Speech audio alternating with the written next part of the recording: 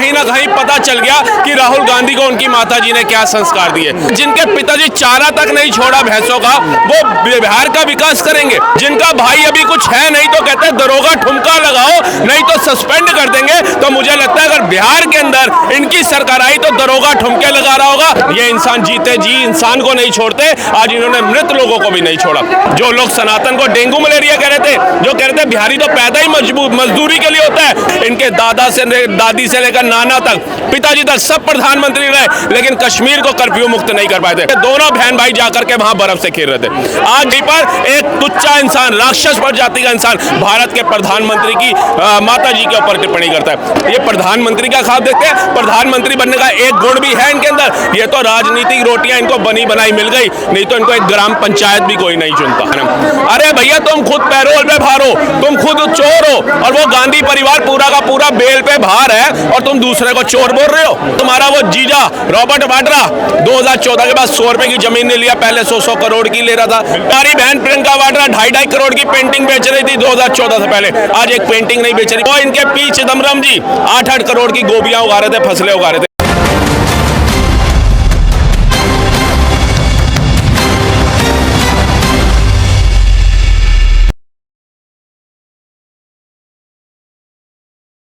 जो होती है संस्कारों की होती है।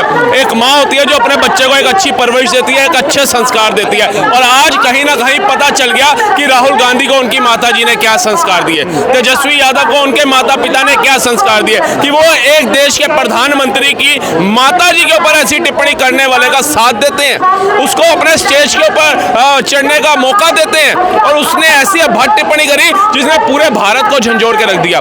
जब देश के प्रधानमंत्री की माताजी को ये लोग ऐसे टिप्पणी करके उनके ऊपर दाग लगा सकते हैं, इतना कटाक्ष बोल सकते हैं, तो सोचिए ये आम नागरिकों का क्या हाल करेंगे। जो लोग कह रहे हैं कि हम आएंगे और बिहार के अंदर बिहार की राजनीति को चमकाएंगे, विकास करेंगे, आपको लगता है जिनके पिताजी चारा तक नहीं छोड़ा भैंसों का, वो बिहार का विकास करेंगे।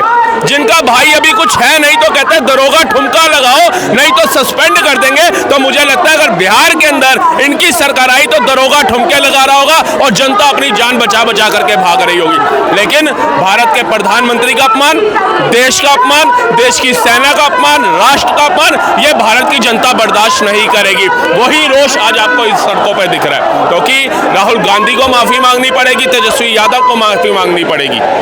लगता नहीं है कि ये महिलाओं का अपमान है, मोदी जी की मम्मी का नहीं है। बिल्कुल बिल्कुल महिला का अपमान है, महिलाओं का ही अपमान है। वो महिला जो जगजननी जानी जाती है, जिसने हर मतलब समझिए इंसान को पैदा किया, राहुल गांधी को भी एक महिला ने पैदा किया है, जिसने ये कटाक्ष बोले, जिसने ये कड़वे शब्द बोले, जिसने मोदी जी की माता को गाली दी, उसको भी एक औरत ने ही पैदा किया। क्या वो अपनी माँ के बारे में भी ऐसे ही शब्द बोलेगा? क्या वो अपनी बहन के लिए भी ऐसे ही शब्द बोलेगा जो नरेंद्र मोदी की माता जी के लिए बोली है? और आपने बड़ी अच्छी बात बोली, वो नरेंद्र मोदी जी की माता तो है, लेकिन सबसे पहले एक महिला है, और वो महिला है जो अब इस दुनिया में नहीं है, स्वर्गों में वास कर चुकी है। ये इंसान जीते जी इंसान को नहीं छोड़ते, आज इन्होंने मृत लोगों को भी नहीं छोड़ा। ये दुर्भाग्य है इस देश का कि आज भी कुछ लोग सिर्फ जाति वाती में बंट करके ऐसे लोगों का समर्थन करते हैं। जो लोग सनातन को डेंगू मलेरिया कह रहे थे, जो कह रहे थे बिहारी तो पैदा ही मजदूरी के लिए होता है, वो उदयनिधि स्टालिन आज कैसे जीप में चढ़ के बैठा है। वो प्रियंका वाड्रा जो पंजाब चुनाव में तालियां बजा रही थी जब कहा जा रहा था भैयों को बिहारियों को यहां से भगा दिया जाएगा जब पंजाब में हमारी सरकार आएगी, आज मुंह उठा करके वो बाइक राइडिंग कर रही है, और वही सड़क के ऊपर कर रही है जो मोदी जी एनडीए की सरकार में बनी है।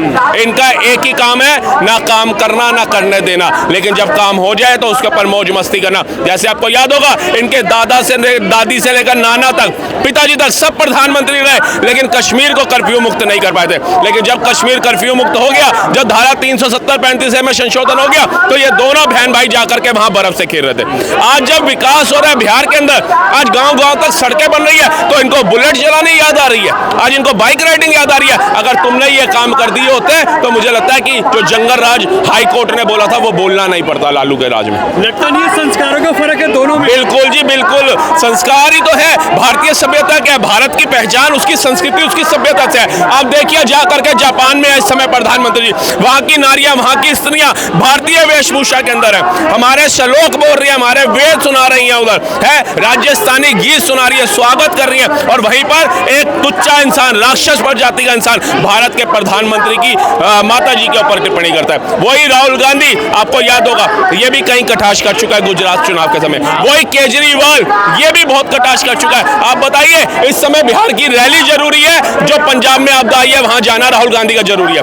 अभी 7 सीटें वहां की जनता ने विश्वास करके दी। आज पंजाब डूब रहा है, लेकिन राहुल गांधी, प्रियंका गांधी, पूरी कांग्रेस वहां नहीं दिख रही, आम आदमी पार्टी कोई वहां नहीं दिख रहा। कौन देखा? केंद्र ने आर्मी भेजी, वहां सिख समुदाय के लोग गुरुद्वारे, सब NGO सब लंगर चला रहे हैं। क्या ये देश के नेता बन सकते हैं? ये प्रधानमंत्री का ख्वाब देखते हैं? प्रधानमंत्री बनने का एक गुण भी है इनके अंदर, ये तो राजनीतिक रोटियां इनको बनी बनाई मिल गई, नहीं तो इनको एक ग्राम पंचायत भी कोई नहीं चुनता।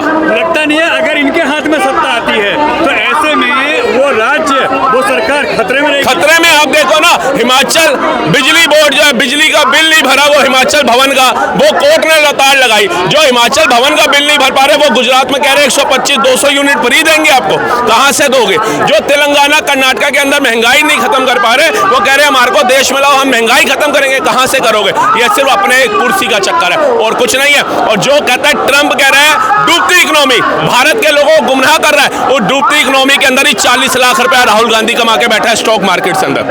आज चावल के अंदर, चीनी के अंदर, टेक्सटाइल के अंदर भारत नंबर 1 पे चल रहा है। आप जाकर के देखिए, आज चौथी अर्थव्यवस्था पे है, रोड मैप में चाइना को पछाड़ के दूसरे नंबर पे है। कैसे है अगर भारत की इकोनॉमी डूबती इकोनॉमी है? तो जो भारत का विरोधी होगा, जो भारत का दुश्मन होगा, वो कांग्रेस का दोस्त होगा।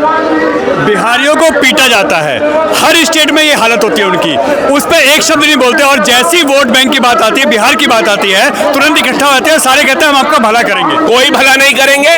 उदय ठाकरे है ना, वहां पे उसने क्या किया? भाषा के नाम पे पिटवाया। क्या किया इन्होंने? उसको निकाला अपनी पार्टी से। बिल्कुल। उदयनिधि स्टालिन ने बिहारियों के ऊपर कटाक्ष करे, क्या निकाला उसको? इंडिया लाइन से, इंडिया लाइन से नहीं तोड़ा ना। वो केजरीवाल जिसने कोरोना काल में भेज दिया था यूपी और बिहार के लोगों को निकाल के, करो था, नहीं किया ना। ये लोग सिर्फ यूज एंड थ्रो करना जानते हैं सर। ये पानी की बोतल है, इसके पीछे लिखा होता है, लोग पढ़ते नहीं।